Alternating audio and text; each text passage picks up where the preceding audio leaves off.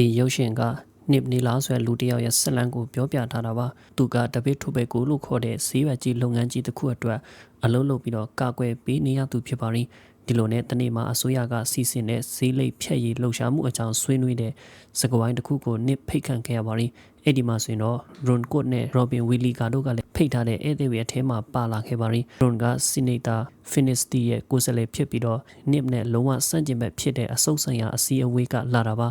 Robin ကတော့အလားအလာကောင်းတဲ့ចောင်းသားတစ်ယောက်ဖြစ်ပေမဲ့မကြသေးခင်ကမှဈေးလိပ်ကြောင့်ဖြစ်တဲ့အဆုတ်ကင်ဆာဆိုးရွားတာကိုစစ်ဆေးတွေ့ရှိခဲ့ရတဲ့သူဖြစ်ပါရင်အဲ့ဒီအချိန်ကစပြီးသူကဈေးလိပ်ကိုလုံလုံလောက်မုံတီးတွားခဲ့ပြီလို့ခံယူထားပါရင်ဒါပေမဲ့ဒီအမြင်ကိုနစ်ကချက်ချင်းပဲပယ်ချလိုက်ပြီးတော့သူ့အနေနဲ့ကတော့ Robin ဆက်ပြီးအသက်ရှင်ဆေးရှင်ပါရင်ဆက်ပြီးဈေးလိပ်တောက်ဆေးရှင်တယ်လို့ပြောခဲ့ပါရင်သူကစန့်ကျင်ဘက်ဖြစ်တဲ့ Rondo ကိုပါပြန်လဲတိုက်ခိုက်ပြီးတော့ Rondo ကသာ Robin ကိုတေးဆေးရှင်ကြတဲ့လူတွေဖြစ်တယ်လို့ဆွဆွဲပြောဆိုလိုက်ပါရင်နောက်တစ်ခါမှဆိုရင် Nip ကသူ့ရဲ့သားဂျိုဒီရဲ့အကြောင်းကိုသူ့အလုပ်အကြောင်းပြောပြဖို့ဖိတ်ကြားခြင်းခံရပါရင်တခြားဖခင်တချို့ကမိသက်သမားဝေလျင်မူဝေလိုမျိုးကလေးဝေအားကြတဲ့အလုပ်တွေလုပ်ကြသူတွေဖြစ်နေတဲ့အချိန်မှာ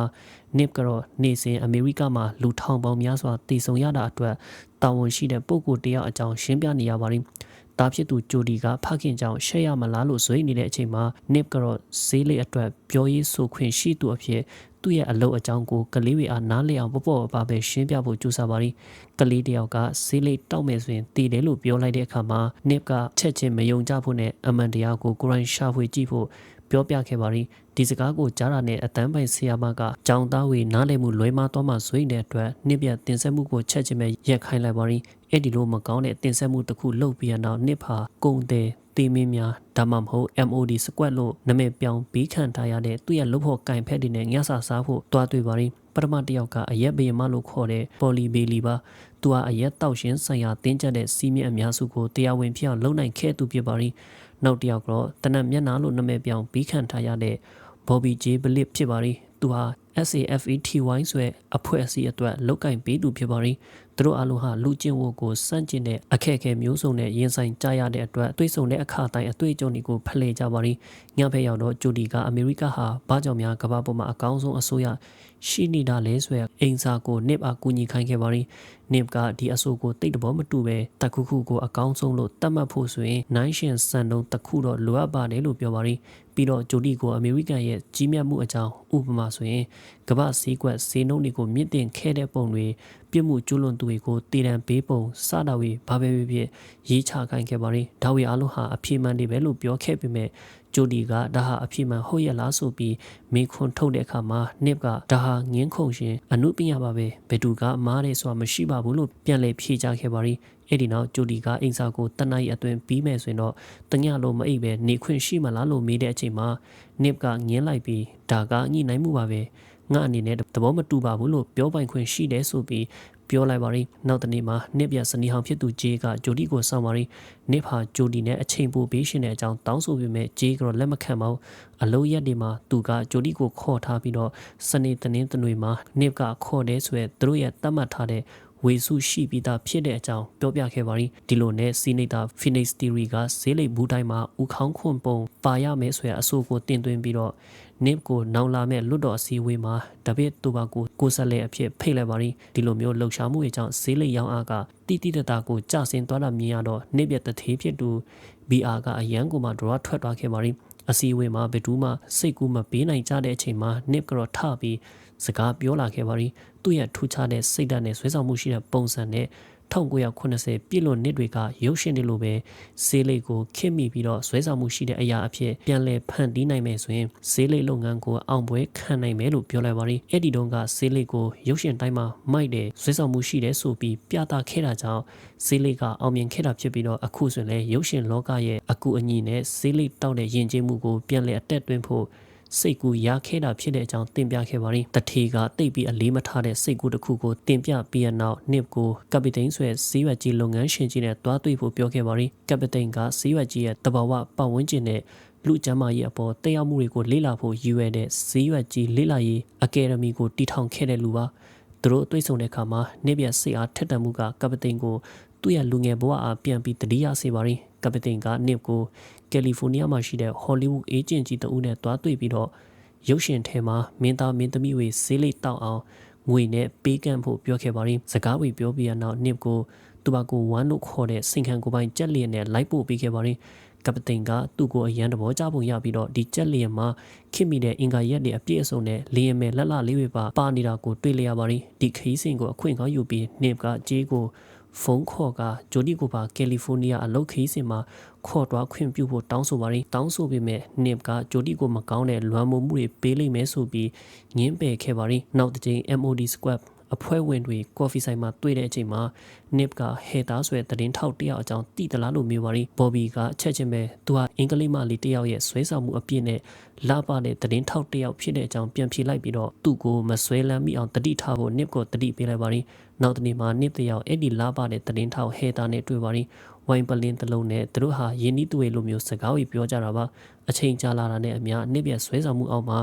ကြားရောက်သွားတဲ့ဟဲတာကသူအိတ်တဲ့နေရာကိုကြည့်ရှင်နေဆိုတဲ့အကြောင်းပြချက်နဲ့နစ်နေတဲ့နေရာကိုလိုက်ခဲ့ဖို့တောင်းဆိုခဲ့ပြီးတော့မျောလင့်ထားတဲ့အတိုင်းပဲသူတို့နှစ်ယောက်အဲ့ဒီကကိုအတူတူဖြတ်တန်းခဲ့ကြပါရင်ဆလန်ကဂျေးရဲ့အိမ်ဖက်ကိုပြောင်းသွားခဲ့ပါပြီဂျေးဟာမနက်စာပြင်ဆင်နေတော့ဂျိုဒီကသူ့အဖေနဲ့ဘာကြောင့်များမလိုက်ရတာလဲလို့မေးပါရင်ဂျေးကကယ်လီဖိုးနီးယားဟာအန်ဒီရဲ့များပြားပြီးမသွားသင့်ပါဘူးအထူးသဖြင့်တော့သူ့အဖေနဲ့ဆိုရင်ပိုဆိုးပါတယ်လို့ဖြေပါရင်ဂျိုဒီကကျွန်တော်ကိုအဖေအပေါ်မှာဒရထွက်နေတာအတွက်အတုံးချခံနေရတာလားလို့မေးလိုက်ပါရင်ပြီးတော့ဒီခရီးကအဖေနဲ့ယဉ်နီးဖို့အတွက်အခွင့်အရေးကောင်းလို့ထင်တဲ့အကြောင်းတကယ်လို့များအဲ့ဒါကြောင့်ဆိုရင်သူကျူမဆိုင်ပါဘူးလို့ပြောလိုက်ပါရင်ဒီစကားကိုကြားတော့ဂျေးကဂျိုဒီကိုနစ်နဲ့လိုက်ခွင့်ပြုဖို့ကလွယ်လို့ရွေးချယ်စရာမရှိတော့ပါဘူးနစ်တယောက်ဂျိုဒီကိုလာခေါ်တဲ့အခါမှာဘယ်လိုလုပ်ပြီးတော့မင်းအမေရဲ့ခွင့်ပြုချက်ရအောင်ပြောနိုင်ခဲ့တာလဲလို့မေးတဲ့အခါမှာဂျိုဒီကသူငင်းလို့မရတဲ့အကြောင်းပြချက်ကိုပေးလိုက်တာပါလို့ပြန်ဖြေပါရင်ဒီလိုနဲ့ကယ်လီဖိုးနီးယားကိုရောက်တော့နစ်နဲ့ဂျိုဒီဟာEntertainment Global Office ကိုတန်းသွားပါရင်အဲ့ဒီမှာလက်ထောက်တယောက်သူတို့ကိုပတ်ပြပါရင်အဲ့ဒီနောက်မှာ Director Jeff နဲ့ Nip တွေ့ဆုံခဲ့ပါပြီ Jeff ကကျမ်းမာရေးကိစ္စကို Q မဆိုင်ပဲတရုတ်ဆောင်တွေကိုဈေးလိတောက်ခံရရင်တော့မှကိစ္စမရှိဘူးဆိုရင် Nip နဲ့ခံယူချက်တူတဲ့လူပါသူကဆရာဝန်မဟုတ်ပဲလမ်းညွန်ပေးသူတာဖြစ်တယ်ဆိုပြီးဒါဗစ်တိုဘာကိုနဲ့ပူပေါင်းဆွဲဖို့ချက်ချင်းပဲလက်ခံခဲ့ပါရင်နောက်တနေ့မှာနစ်တယောက်ကပတိန်စီကနေလက်ဆွဲတလုံးကိုလက်ခံရရှိပြီးတော့88အထက်မှာပိုက်ဆံတွေထည့်ထားတော့ကိုတွေ့လျက်ပါပြီကပတိန်ကဇေလိကြောင်ရဝေအထက်မှာမာဘရိုမန်အဖြစ်တရုတ်ဆောင်ခဲ့မှုတဲ့အစိုးကင်စားနဲ့တေအန်ဆဲဆဲဖြစ်နေခဲ့တဲ့လော်နီလက်နဲ့တွားရောက်တွေ့ဖို့ပြောပါရင်မီဒီယာတွေကိုသူ့ယောဂအကြောင်းမပြောဘဲနဲ့ပါဇက်ပိတ်ထားဖို့အတွက်လက်ထိုးခိုင်းတာပါနစ်ကဒါဟာအန်ဒီရရှိတဲ့ခရီးဖြစ်ပြီးကောင်းပွိုင်တယောက်ဟာလက်စားမှာမဟုတ်ဘူးဆိုတာကိုသိပေမဲ့ဂျိုဒီကလိုက်ရှင်နေဆိုတာကိုအတင်းကျပ်တောင်းဆိုခဲ့ပါရင်နစ်တယောက်သူတို့ရဲ့အိမ်ရှိရောက်တဲ့အခါမှာလော်နီကတနက်ကင်ပြီးထွက်လာခဲ့ပါပြီနစ်ကိုပြစ်မဲလို့ချင်းချောက်ခဲ့ပေမဲ့ကားထဲကဂျိုဒီထွက်လာတာကိုမြင်တော့လော်နီကချက်ချင်းပဲစိတ်ပြောင်းသွားကသူတို့ကိုအထဲစီဖိတ်လိုက်ပါရင်လော်နီဟာနစ်ဘာကြောင့်များရောက်လာတာလဲဆိုတာကိုသိနေပြီးသားပါဒါပေမဲ့နစ်ကလက်ငွေကိုလက်ခံဖို့တောင်းဆိုရမယ့်အစားဂျမ်းပြင်ပေါ်မှာတန်းနေရှိတဲ့ဒေါ်လာဝေကိုပြန့်ကျဲအောင်တွန်ချပြပြီးတော့ဒီလက်ပေးတဲ့ကိစ္စကိုမီဒီယာတွေကိုဖော်ထုတ်လိုက်ပါလို့မှာကြားခဲ့ပါရီပြီးတော့လက်ငွေအားလုံးကိုကင်ဆာဖောင်ဒေးရှင်းကိုလူလိုက်မယ်လို့မီဒီယာတွေကိုပြောပါဆိုပြီးလည်းအကြံပေးခဲ့ပါရီသူရှိကပိုက်ဆံအများကြီးကိုမြင်တော့လော်နီကနောက်ဆုံးမှသူ့မိသားစုအတွက်အဲ့ဒီပိုက်ဆံတွေကိုလက်ခံလိုက်ပါရီအိမ်အပြန်လမ်းမှာပဲဂျိုဒီဟာသူ့အဖေရဲ့ပြဆက်ဆန်တဲ့လောက်ရနောက်ွယ်ကအကြောင်းပြချက်ကိုမေးလိုက်ပါရီနစ်ကဒါဟာလော်ဘီလုတ်သူ့လိုရဲ့အလုပ်ပါပဲရှင်းနေတယောက်လိုပဲသူ့စီမှာပြောင်းလဲပြင်လွယ်ရှိတဲ့ကိုကျင့်တရားရှိရမယ်လူတတ်တမမားနေမှန်သိနေပေမဲ့လည်းသူ့ကိုကာကွယ်ပေးရတယ်လို့ပါပဲလို့ဖြေဆိုလိုက်ပါရီမှန်ကန်တဲ့ငင်းခုန်မှုအပေါ်မှာအခြေခံမယ်ဆိုရင်တော့ဒီအလုပ်ကဘယ်တော့မှမားမှာမဟုတ်ဘူးလို့လည်းပြောခဲ့ပါရီအဲ့ဒီနောက်နစ်တယောက်ဈေးလိပ်ဖြတ်ရေးလှုပ်ရှားမှုခေါင်းဆောင်စီနီတာဖီနစ်တီရီနဲ့အတူစကားဝိုင်းကိုတွားတက်ပါရီအစီအစဉ်အတွင်းမှာဖုန်းဝင်လာခဲ့ပြီးတော့ဖုန်းကင်လိုက်တဲ့အခါမှာဖုန်းခေါ်တဲ့လူကနစ်ကိုရေးအိုင်းဆိုင်အော်ဟစ်ဆဲဆိုပြီးတပတ်အတွင်းဖေရှားပြစ်မယ်လို့လည်းချိန်ချောက်ခဲ့ပါရီစတူဒီယိုအထက်ကလူတိုင်းဂျိုဒီအပါဝင်ဒီစကားကြောင့်ထိတ်လန့်သွားကြပါပြီအဲ့ဒီဖြစ်ရပီပီရှင်းမှာပဲနစ်ဟာသူ့တငယ်ရှင် MOD Squad နဲ့တွားတွေ့ပါရီပေါ်လီကသူ့ရဲ့အန်ဒီရဲ့များတဲ့အလုပ်ကြောင့်ကိုရန်တော်လိုကောင်းလိုလိမ့်မယ်လို့ပြောပြီးတော့သူ့ကိုသူတက်ကြွလှုပ်ရှားသူအုပ်စုကပြန်ပြီးဆွဲခံရတော့မလို့ဖြစ်ခဲ့ဘူးတယ်လို့လည်းပြောပြပါရီဒါပေမဲ့နစ်ကတော့သူ့ရဲ့အလုပ်ဟာပိုအန်ဒီရဲ့များပါတယ်လို့ပြောပြီးဈေးလိပ်ကြောင့်တိတ်ဆုံးသူ့အရေးအတွက်ကိုအရက်နဲ့တနတ်ကြောင့်တည်ဆုံးသူအရေးအတွက်တွေနဲ့နိုင်ရှင်ပြခဲ့ရမှာစီလိကနေ့စဉ်1200ကျော်နဲ့တာလွန်နေတာကိုပြောခဲ့ပါရီဒီလိုနဲ့သူဟာသူ့တငယ်ရှင်2ယောက်ရဲ့ကုန်တိခါကိုမတိလိုက်ပဲကြာဆင်းစေခဲ့ပါရီ အိမ်အပြန်လမ်းမှာသူ့ကိုဘန်ကားတစ်စီးနဲ့ဖမ်းခေါ်တွားခဲ့ပြီးတော့ခန္ဓာကိုယ်အနက်နီကိုတင်ပြားဝီကခံခဲ့ပါသည်ဆေးလိပ်လှုပ်ရှားမှုတွေကိုဆက်မလုပ်ဖို့ပြောခဲ့ပေမဲ့သူစကားတခွန်းမှမပြောနိုင်ခင်မှာပဲတတိလက်တွားပြီးနောက်ပိုင်းမှာလင်ကွန်ရုပ်ထုရဲ့ပေါင်ပေါ်မှာအဝတ်အစားမပါတဲ့လောက်နဲ့ပြန်တွေ့ခဲ့ပါသည်ပြင်းထန်တဲ့နီကိုတင်အဆိပ်တင်မှုခံရပြီးနောက်နေ့တယောက်ဈေးုံမှာနိုးလာပြီးတော့သူ့မိသားစုနဲ့တငယ်ချင်းတွေရောက်နေတာကိုတွေ့ရပါသည်ဆရာဝန်ကနေ့ဖာတစ်သက်လုံးဈေးလိပ်မတောက်ရတော့ဘူးတလိမ့်လီတောက်ရင်တော့မှပြန်ပြီးတော့လေဖြတ်သွားနိုင်တယ်ဆိုပြီးပြောခဲ့ပါသည်ဈေးလိပ်မတောက်တဲ့တူတာဆိုရင်ဒီလောက်အထိနီကိုတင်ပမာဏနဲ့တည်သွားလောက်ပါပြီနေအသက်ရှင်နေတာကိုအံ့ဩစရာပဲလို့လည်းပြောခဲ့ပါသည်သူရှိကဖန်သားပြင်တစ်ခုမှာကပတိန်ကပေါ်လာခဲ့ပါပြီကပတိန်ဟာနှလုံးရောဂါဖြစ်လို့အတွက်ဈေးကူတာမှုခံယူနေရတာဖြစ်ပြီးတော့အမျိုးမျိုးသောအကြောင်းပြချက်တွေကြောင့်နစ်နဲ့တခန်းထဲမနေနိုင်ခဲ့ပါဘူးနစ်နိုးတာနဲ့သတင်းစာဆရာဝီကအပြင်မှာစောင့်နေတာကြောင့်အင်တာဗျူးဖြေဖို့အတွက်သူကနစ်ကိုတောင်းဆိုပါရင်နစ်ထွက်လာတာနဲ့ဈေးလေးဟာသူ့ရဲ့အသက်ကို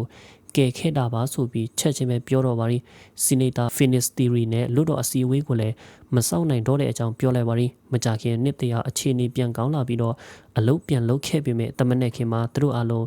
နစ်အကြောင်းရေးသားထားတဲ့သတင်းစာဆောင်းပါးတစ်စောင်ကိုတွေ့ပြီးအံ့ဩသွားခဲ့ပါရင်သတင်းထောက်ဟေတာကနစ်ဖာဆေးလေးကမစိုးဘူးလို့ပြောပြီးအမေရိကန်ပြည်သူတွေကိုလက်ဖျားရှင်ကြောင်းအသေးစိတ်ရေးထားပါရင် Marshal of Death အစည်းအဝေးအကြောင်းနဲ့တယောက်နဲ့တယောက်တည်ဆုံးသူအရေးအတွက်အများဆုံးရဖို့အပြိုင်ဆိုင်လုပ်နေကြတဲ့အကြောင်းကိုလည်းရေးသားထားပါရင်ပြီးတော့ Hollywood Director တယောက်ပါဝင်တဲ့မင်းသားဝီကို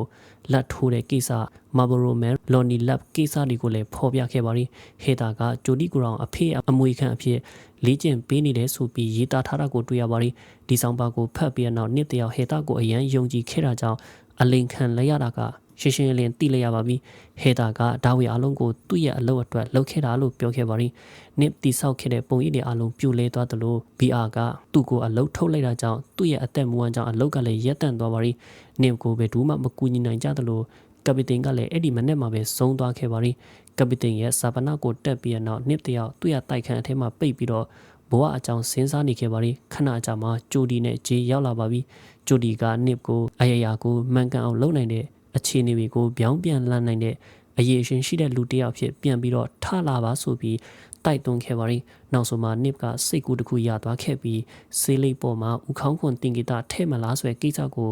ဆွေးနွေးတဲ့လွတ်တော်အစည်းအဝေးကိုဝင်ရောက်ဖို့ဖြစ်လာခဲ့ပါရင်နောက်တနေ့မှာနစ်ကသတင်းစာဆရာဝေဝိုင်းထားတာကိုခံရပါပြီ TV အစီအစဉ်မှာသူ့ကြောင့်နာမည်ပြက်ခဲ့ရတဲ့လူတွေကိုပြန်ပြီးတော့ရှင်းလင်းပေးမယ်လို့ကတိပေးပါရင်ပြီးတော့ပရိသတ်တွေကိုသတင်းစာဆရာဝေနဲ့လိန်ဆက်ဆံမှုမလုပ်ဖို့တတိပေးခဲ့ပြီးတော့ဝါရှင်တန်ပို့ကစပင်ညိုမလေးဟေတာကိုပြောင်တင်းတင်းပဲပြောဆိုခဲ့ပါရီသူဟာဒါဗစ်တိုဘက်ကိုအကြောင်းသူ့ရဲ့အသိပညာဝေကိုမျှဝေဖို့အတွက်စီနေအမတ်တွေကသူ့ကိုဖိတ်ကြားဆီရှင်သေးတဲ့အကြောင်းလည်းရှင်းလင်းပြောဆိုခဲ့ပါရီမကြခင်နစ်နေလာကိုဖိတ်ကြားထားတဲ့ဧည့်သည်အဖြစ်လွတ်တော်အစည်းအဝေးမှာပြန်ထည့်သွင်းဖို့တောင်းဆိုတဲ့ဖုန်းတွေစီနေတာဖီနစ်တီရီရဲ့ရုံးကိုရေလွှမ်းတလို့မျိုးဝင်လာခဲ့ပါပြီNIP နဲ့ MOD Square အဖွဲ့ဝင်တွေအစည်းအဝေးကျင်းပရာနေရာကိုရောက်တော့သတင်းထောက်တွေကသူတို့ကိုနှုတ်ဆက်ကြပြီးသူတို့အခန်းထဲကိုဝင်သွားကြပါရီအစည်းအဝေးအတွင်းမှာဆရာဝန်တယောက်နဲ့လူထုပုဂ္ဂိုလ်တယောက်ကဈေးလေးရဲ့အန်ဒီရဲဝင်နဲ့ဘူးတိုင်းမှာဥခေါင်းခွန်ပုံထည့်သွင်းဖို့အတွက်အရေးကြီးပုံကိုသူတို့ရဲ့အမြင်တွေပေးခဲ့ကြပါရီNIPရဲ့အလဲရောက်တော့သူကအခုဆိုရင်အလုံးလက်မဲ့ဖြစ်နေပေမဲ့အရင်ကဈေးရွက်ကြီးလိလာရေးအကယ်ဒမီရဲ့ဒုတိယညွှန်ကြားရေးမှူးဖြစ်ခဲ့ဖူးတဲ့အကြောင်းပြောခဲ့ပါရီပြီးတော့ဈေးလိတောက်ရှင်ကပါကစ္စတန်ယောဂါကိုကုစားနိုင်တယ်ဆိုတဲ့အကယ်ဒမီရဲ့နောက်ဆုံးတွေ့ရှိချက်ကိုလည်းတင်ပြခဲ့ပါရီဈေးလိရဲ့အန်ဒီရဲဝေအကြောင်းမေးတဲ့အခါမှာNIPကဒီအဆိုကိုသဘောတူပါရီNIPဟာအမှန်တရားကိုလက်ခံတာကပုံမှန်မဟုတ်တာကြောင့်စီနီတာဖီနစ်တီရီအတော်ကလေးကိုအံ့ဩသွားခဲ့ပါပြီအဲ့ဒါတော့မှပဲNIPကဈေးလိမှာဥခေါင်းခွန်တင်ဂီတာထပ်ထည့်ဖို့မလိုအပ်ဘူးလို့ခံစားရပါရီဘာကြောင့်လဲဆိုတော့အရာတိုင်းမှာတည်ဆုံမှုကိုဖြစ်စေနိုင်တဲ့အလားအလာရှိလို့ပဲလို့ပြောခဲ့ပါရီသူပြောတာကအမေရိကမှာအသေးအပြောက်အများဆုံးဖြစ်တာကကိုလက်စထရောကြောင့်ဖြစ်တယ်လို့ဆိုပါရီစီနီတာဖီနစ်ထရီကသူ့ရဲ့ data ကရှက်တာရှိကြောင့်နာမည်ကြီးတာဖြစ်ပြီးNIPရဲ့အဆိုအရဒီဒိန်ခဲကအမေရိကန်အများအပြားရဲ့သွေးကြောတွေကိုပိတ်ဆို့နေတာကြောင့်ဒိန်ခဲဘူးတိုင်းမှာဥခေါင်းခွန်လိုကိုထဲ့တာကပိုကောင်းလိမ့်မယ်လို့တယော်ခဲ့ပါရီဒါကြောင့်အရေးကြီးဆုံးကတော့ကလေးတွေကိုကဘာကြီးရဲ့ဖြစ်နိုင်ရှိတဲ့အန်ဒီရဲဝေအားလုံးကိုတင် जा ပေးဖို့ဖြစ်ပြီးတော့အဲ့ဒါမှပဲတနေ့မှာသူတို့အရွယ်ရောက်လာတဲ့အခါမှာသူတို့ရဲ့ဘဝရွေးချယ်မှုတွေကိုပညာရှိရွေးချယ်နိုင်မှာဖြစ်တဲ့အကြောင်းNIPကတင်ပြပါရီခဏကြာမှာNIPကိုတရားရုံးကနေထွက်သွားဖို့တောင်းဆိုခဲ့ပါရီသူထွက်လာတာနဲ့သတင်းထောက်တွေဝိုင်းအောင်လာခဲ့ပြီးတော့ဒါဗစ်တိုဘက်ကိုမှအလုတ်ဆက်လို့မှလားလို့မေးပါရီသူကအဲ့ဒီမှာအလုတ်လုပ်ဖို့အတွက်ကန်လန်မှုကိုပယ်ချလိုက်ပြီးလို့ခိုင်မာစွာနဲ့ပြန်ဖြစ်ပါရီလာအနေငယ်အကြမှာဆေးလိပ်ကမ္ပဏီဟာအမေရိကန်နိုင်ငံသားတွေနဲ့ ပြန်လည်တင့်မြတ်သွားခဲ့ပါရီ Academy of Tobacco Studio ကိုဖျက်သိမ်းလိုက်ပြီးတော့ BR ကတော့အလုပ်လက်မဲ့ဖြစ်သွားခဲ့ပါရီဟေတာဟာသတင်းထောက်အဖြစ်ဆက်လက်လုပ်ကိုင်နေခဲ့ပြီးဂျိုဒီကတော့ငင်းခုံမှုပြိုင်ပွဲတစ်ခုမှာဆုရခဲ့ပါရီ MOD Squad ကတော့အဖွဲ့ဝင်တွေထပ်မံခေါ်ယူခဲ့ပါရီဒီအတော်အတွင်းနစ်ဖာသူ့ရဲ့ကိုယ်ပိုင်အကြံပေးရုံးကိုဖွင့်လှစ်ခဲ့ပြီးတော့သူ့ရဲ့ဝန်ဆောင်မှုအပေါ်အရန်ကျေနပ်ကြတဲ့ဖောက်တဲ့တချို့ကိုလည်းရရှိနေခဲ့ပါရီကြည့်ရှုပြပရိသတ်များအားလုံးကျေးဇူးတူတင်ရှိပါခင်ဗျာ